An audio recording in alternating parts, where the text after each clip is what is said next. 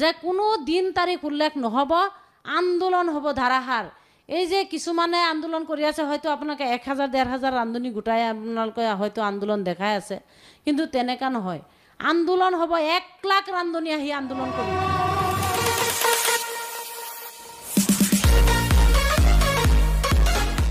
ৰান্ধনিৰ আমাৰ কণ্ঠ আপোনালোকে শুনিবলৈ পাব। মানে আন্দোলনৰ কিছুমান মানে হেৰি থাকে যে চৰকাৰক জনায় যে আমুক তাৰিখে আমি আন্দোলন নহয়, আমি কোনো দিন তাৰিখ উল্লেখ নকৰিম, ৰাজপথ অৱৰোধ হৈ যাব, মানে গাড়ী মটৰ সম্পূৰ্ণ চলাচল বন্ধ হ'ব, তেনেধৰণে আন্দোলন কৰিম। ঠিক আছে। আৰু এটা প্ৰসংগ যে বৰ্তমান সময়ত যিটো আমাৰ ৰান্ধনি সদৌ প্ৰাথমিক আৰু উচ্চ প্ৰাথমিক বিদ্যালয় মধ্যাহ্ন ভোজন ৰান্ধনি সহায়িকা সন্থাৰ আমাৰ দাবী আছিলে, প্ৰথম দাবী আছিলে চৰকাৰক 9600 টকা আমাৰ দৰমহা বৃদ্ধি কৰা। 2 নম্বৰ দাবী আছিলে আমাৰ পেঞ্চন, মেডিকেল ইত্যাদি সুবিধা আমাক প্ৰদান কৰা। আৰু 3 নম্বৰ দাবী আছিলে যে অসম চৰকাৰৰ মাননীয় মুখ্যমন্ত্ৰী মহোদয় তেখেতে মানে NGOৰ যিটো বিষয় তেখেতে আমাৰ মধ্যাহ্ন ভোজনৰ যিটো NGOলৈ দিবলৈ হস্তান্তৰ কৰিব বিচাৰিছে, সেইটো আমি বাধা কৰিছিলোঁ। আমাৰ দাবী এই 3টা আছিলে, মূলতঃ 3টা আমাৰ দাবী। সেই দাবীকেইটা যিহেতু পূৰণ কৰাৰ ক্ষেত্ৰত চৰকাৰে কি গুৰুত্ব দিলে? নাই, এই ক্ষেত্ৰত আমাৰ দাবী পূৰণ কোনো আমি দেখিবলৈ নাপালোঁ। বহুত দিনীয়া আমাৰ দীৰ্ঘদিনীয়া আমাৰ আন্দোলন আছিলে। আমি গণতান্ত্ৰিক ৰুল মতে আমি চৰকাৰক আমি বহুবাৰ আবেদন নিবেদন কৰিও আমি যিহেতু আমি এই দাবীসমূহ পূৰণ কৰাৰ কাৰণে আমি চৰকাৰৰ পৰা কোনো মানে আমি আশা নাপালোঁ। আমাৰ আশা হৈয়ে ৰ'ল, মানে কোনো গুৰুত্ব নিদিলে? নাই, গুৰুত্ব নিদিলে। এতিয়া এই মুহূৰ্তটোত, আজিৰ দিনটোত আপোনালোকৰ শেহতীয়াভাৱে দৰমহা বৃদ্ধি হোৱাৰ বিষয়টো উত্থাপন কৰিলে মুখ্যমন্ত্ৰীগৰাকীয়ে, তাক লৈ আপোনালোকে কি ক'ব? মুখ্যমন্ত্ৰী মহোদয়ে যিটো দৰমহা বৃদ্ধি কৰিছে এইটো এটা লাজৰ বিষয়, কাৰণ 500 টকাৰে কিবা মানে দৰমহা বৃদ্ধি এইটো আমাক এটা লাজ দিছে, তেখেতে টোপ এটা দিছে। আমাৰ যিটো দাবী আছিলে 9600 টকা, 9600 টকা যিটো দাবী আছিলে আমাৰ 2005 চনৰ পৰাই। 2004 চনৰ ডিচেম্বৰৰ 13 তাৰিখে চৰকাৰে নিৰ্দেশ দিছিলে, প্ৰাথমিক আৰু উচ্চ প্ৰাথমিক বিদ্যালয়বিলাকত ৰান্ধনি নিয়োজিত কৰিছিলে, এগৰাকী ৰান্ধনি, এগৰাকী সহায়িকা। তেতিয়া দিনৰ পৰাই আমাৰ দাবী আছিলে এইটো। 2005 চনৰ পৰা আমি সন্থা গঠন কৰি তেতিয়া আমাৰ দাবী আছিলে যে 9600 টকা। তেতিয়াৰ দিনতে হাজিৰা আছিলে শ্ৰমৰ মানে চৰকাৰৰ যিটো এনৰেগা আঁচনিৰ যিটো মানে জব কাৰ্ডৰ কাম কৰা যিসকল আছে, সেই তেওঁসকলৰ মানে জব কাৰ্ডৰ কৰ্মীসকলৰ হাজিৰা আছিলে মানে আপোনাৰ দিন হাজিৰা আছিলে 300 টকা। আমি 20 টকা হিচাপে চৰকাৰৰ পৰা মাননি হিচাপে এখন যিহেতু গভৰ্ণমেণ্ট শিক্ষা অনুষ্ঠানত আমি কৰ্মৰত, সেই গতিকে আমি কৰ্মৰ মৰ্যাদাৰ কাৰণে আমি চৰকাৰী এটা মৰ্যাদা আমি বিচাৰি সন্মানৰ ক্ষেত্ৰত চৰকাৰৰ পৰা আমি 20 টকা এটা বিচাৰিছিলোঁ। সেয়া আমাৰ 9600 টকা হৈ আছিলে মানে আমাৰ দাবী। আজি তাৰিখলৈকে চৰকাৰে সেই দাবী আমাৰ পূৰণ নহ'ল। আমি যিমান দিন আমি যি আন্দোলন কৰিলোঁ, আমাৰ এই চৰকাৰে আমাৰ এই কণ্ঠ তেওঁ শুনি নাপালে। মই অসমৰ মাননীয় মুখ্যমন্ত্ৰী মহোদয়কে আহ্বান জনাম সংবাদ মাধ্যমৰ যোগেদি যে আমাৰ যে 2022 চনতে যে 500 টকাটো বৃদ্ধি কৰিছিলে, 3 মাহৰ দৰমহাটো যে পাইছিলোঁ, তাৰ পাছত আমাৰ 3 মাহৰ পাছৰ পৰা এই পইচাটো যে 5 মাহ পাওঁ দিয়ে 4 মাহৰ আৰু 7 মাহৰ হৈ যায়, তেতিয়া পাওঁ 6 মাহৰ। গতিকে এই যে 2 মাহৰ এটা পইচা আমি যে ৰান্ধনীৰ মাজত থাকি যায় পাবলৈ নহওঁ, এই 2 মাহৰে হওক বা 1 মাহৰে ধৰক, 1 লাখ ৰান্ধনীৰ 500কে কৰ্তন কৰিলে কিমান টকা হয়? কিমান টকা আপুনি হিচাপ এটা কৰক। তে এই টকা মোটা অংকৰ এই ধনখিনি কোনে মানে এই ধনখিনি সংগ্ৰহ কৰিছে? মাননীয় অসমৰ মুখ্যমন্ত্ৰী মহোদয়কে মই এই মাধ্যমৰ যোগেদি আহ্বান জনাইছোঁ, আপুনি অতি সোনকালে এই ক্ষেত্ৰত চাব বুলি, তদন্ত কৰিব বুলি আশা কৰিছোঁ। মানে এটি তদন্ত লাগে, RTIৰ যোগেদিও তদন্ত কৰি চাব পাৰে যে এই ধনখিনি কোনে সংগ্ৰহ কৰি আছে? এজন ডাঙৰ বুদ্ধিজীৱীসকলেতো এইটো কৰি আছে নিশ্চয়, কাৰণ 500কে টকা হ'লে কিমান টকা হ'ব, সেই টকাখিনি কোনে সংগ্ৰহ কৰি আছে? মুখ্যমন্ত্ৰী মহোদয় যিহেতু মুৰব্বী হয়, আমাক তেওঁ দিছে দৰমহাটো 500 টকাকো, সেই টকাটোৰ পৰা যে আমি এক মাহৰ মাজতে বঞ্চিত হৈ যাওঁ, এই টকাটোতো বহুতখিনি টকা হয়, এই টকাটো ক'ত সোমাই আছে? দিন তাৰিখ উল্লেখ নহ'ব, আন্দোলন হ'ব ধাৰাসাৰ। এই যে কিছুমানে আন্দোলন কৰি আছে, হয়তো আপোনালোকে 1000-1500 ৰান্ধনি গোটাই আপোনালোকে হয়তো আন্দোলন দেখাই আছে, কিন্তু তেনেকুৱা নহয়।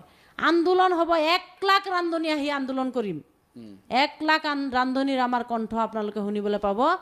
মানে আন্দোলনৰ কিছুমান মানে হেৰি থাকে যে চৰকাৰক জনায় যে আমুক তাৰিখে আমি আন্দোলন নহয়, আমি কোনো দিন তাৰিখ উল্লেখ নকৰিম, ৰাজপথ অৱৰোধ হৈ যাব, মানে গাড়ী মটৰ সম্পূৰ্ণ চলাচল বন্ধ হ'ব, তেনেধৰণে আন্দোলন কৰিম।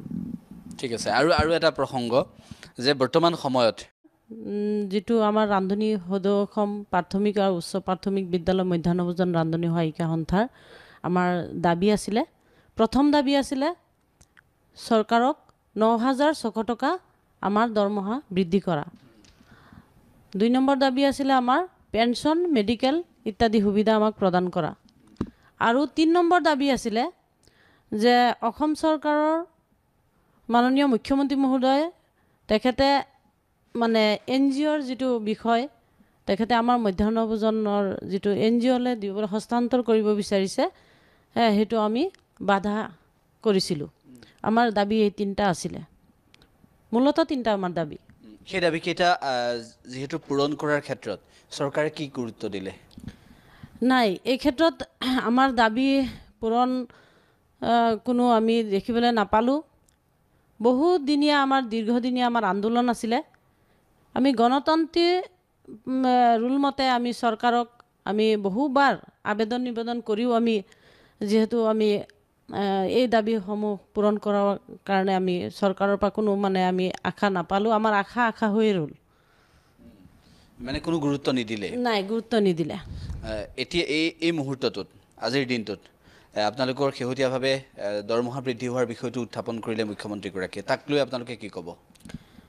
মুখ্যমন্ত্ৰী মহোদয়ে যিটো দৰমহা বৃদ্ধি কৰিছে, এইটো এটা লাজৰ বিষয়, কাৰণ 500 টকাৰে কিবা মানে দৰমহা বৃদ্ধি এইটো আমাক এটা লাজ দিছে, তেখেতে টোপ এটা দিছে। আমাৰ যিটো দাবী আছিলে 9600 টকা, 9600 টকা যিটো দাবী আছিলে আমাৰ 2005 চনৰ পৰাই, 2004 চনৰ ডিচেম্বৰৰ 13 তাৰিখে চৰকাৰে নিৰ্দেশ দিছিলে প্ৰাথমিক উচ্চ প্ৰাথমিক বিদ্যালয়বিলাকত ৰান্ধনি নিয়োজিত কৰিছিলে, এগৰাকী ৰান্ধনি, এগৰাকী সহায়িকা। তেতিয়া দিনৰ পৰাই আমাৰ দাবী আছিলে এইটো। 2005 চনৰ পৰা আমি সন্থা গঠন কৰি তেতিয়া আমাৰ দাবী আছিলে যে 9600 টকা।